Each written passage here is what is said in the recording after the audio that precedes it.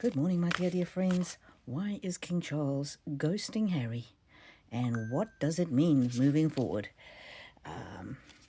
for their relationship and for Harry? What is my prediction in that regard? Welcome, everybody. I hope to see you in my live tomorrow. It's free. Anybody can come. And I do card readings for anybody who's in the live. You just have to type in a chat in the live, and then I will read for you on any topic. And we frequently read on loved ones who have passed over and pets who are no longer with us. The delicate fairy and her ferret. The gloves are off. King Charles, the gloves are off. He is no longer going to be concerned about perceptions or concerned about whether it hurts Harry's feelings. And look at this card. There's a lady with a red dress and the halter neck. She wore a halter neck recently in one of her videos, but the red dress always reminds me of that children's hospital red carpet gala, and the dark hair, that's definitely Meghan. No sad eyes. And then the ferret is that's Harry, her ginger pet. The gloves are off. And what do I mean when he was ghosting Harry? Well, of course, at the state banquet with the French president, he made a big hoo-ha about Prince William, and he bears the name of somebody who's in the royal line, the previous Prince William, or King William, or whatever it is. And yeah, no mention of Harry. Pretty much how proud he is of his oldest son, no mention of Harry. And isn't that interesting? Because Meghan and Harry ghost people all the time. And now the king is just acting as though Harry does not exist. The next card to come out is, says Aphrodite, and it's in the upside down. And it says the Sea Queen's Blessing, and it's upside down. This card always represents to me Harry and Meghan fleeing overseas to California. Basically, when you decided to run away from your royal duties and trash the royal family, you basically became dead to me. And it says the Sea Queen, and it's interesting. She considers, Meghan, in my mind, considers herself to be a queen, the queen bee, but yeah. The blessing is withheld from her. And then the next card is very interesting. Poseidon's daughter. And the subtext says, you have been given everything you need. So the king gave them every chance. He paid for their security once they were out of the royal family.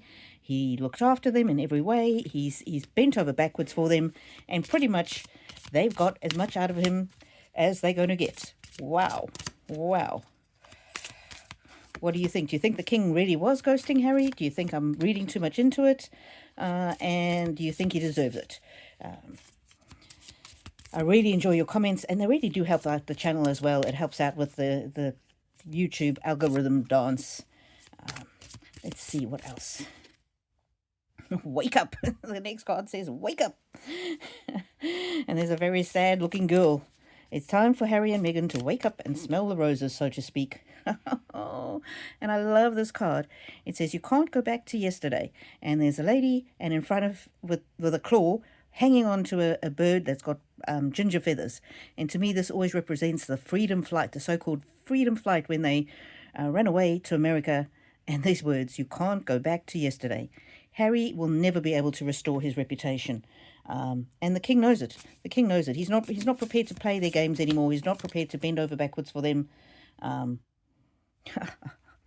the next card says, find the lesson. And there's a ginger cat sitting in the front of the card there. Yeah, it's time that Harry learned the consequences of his actions. The king is done pandering to him. Firstly, he doesn't have time, and secondly, he doesn't have energy. So let's ask the cards: is this a prelude to the king perhaps removing the titles?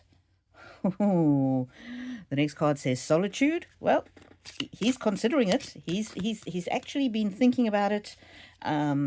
He's taken time out. He's prayed about it. He's a religious man. And then the next one says wise leader. Yeah, he understands that his job is to lead the nation and to be the head of the monarchy. And he's looking, this wise leader is looking back to the past. He wishes things could be the way that they were, but he's wise enough to know that, yeah, Harry has gone too far and basically could be the downfall of the monarchy. If something happened, God forbid, to the king to the king, and then to William and his children.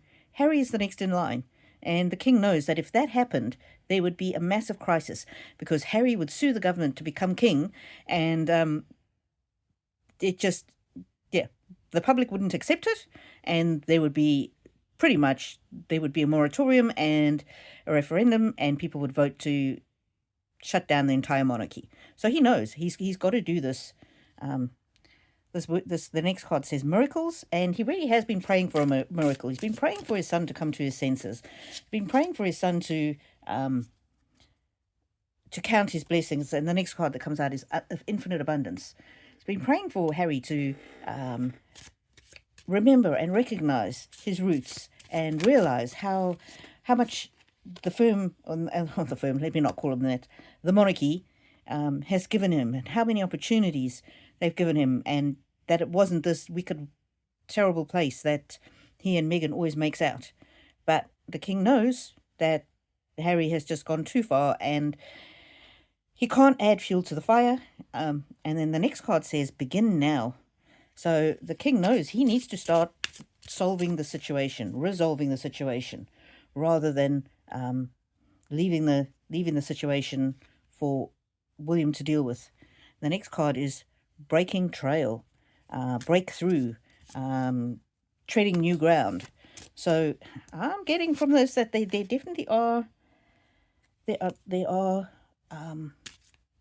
plans going on behind the scenes to deal with Harry, and I don't know why they don't just make having the royal title contingent on the same grounds that they. Well, I don't know why they don't make it contingent on the person living in the UK for 70% of the time over the last 3 years or something. And if they don't, then they lose the right to the title, and then it becomes officially removed. Give them the opportunity. Say, moving forward, if from this date you haven't lived in the UK permanently for a period of 3 years, you haven't lived there 70% of the time, then you're no longer considered eligible to be in either the line of succession or to have royal titles, and then those will be removed at that time. That would be the a very neat way of doing it, because then it puts the ball back into Harry's court. Of course, he's going to cry and say, oh, I can't come back because of no security. Well, that's rubbish as well, because if he came back and he lived in a royal residence, he would have all the security he needed. And they could even say, if he came back for this reason, then Charles would give him security or something. Anyway, the next card is Finding Sanctuary. Charles is still struggling with it, and he just... The Sanctuary card it's got a castle on it, and I think that's Camilla being his sanctuary. And then the next card says Uncovering the Truth. It's taken him a little while to realize just how treacherous his son is. View from above. I'm getting very strongly Camilla's energy in this. She's been saying, listen, this cannot go on. And listen, you cannot leave this mess for William to sort out when he becomes king. It's time for you to step up and basically deal with your son, deal with Harry.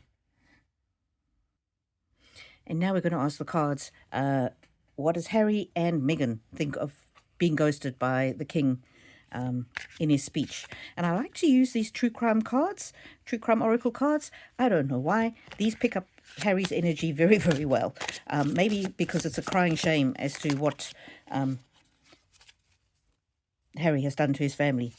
Look at that. Fuel, power supply. He can't...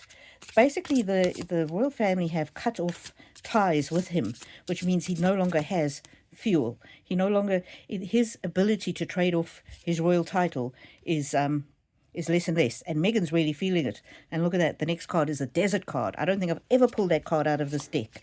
She's feeling like she's dried up. She's feeling like Harry's usefulness to her has dried up. He's no longer useful. Boat. This was them going across the waters, and she thought that she would have all the benefits of the royal title just because she married into the family, even when she went across the water in her boat. And look at that, across the water. The next card is a water card in her boat. Not literally in a boat. She didn't realize. She thought when she got her and Harry got such a good reception in Australia. Just that was around the time they said she was pregnant.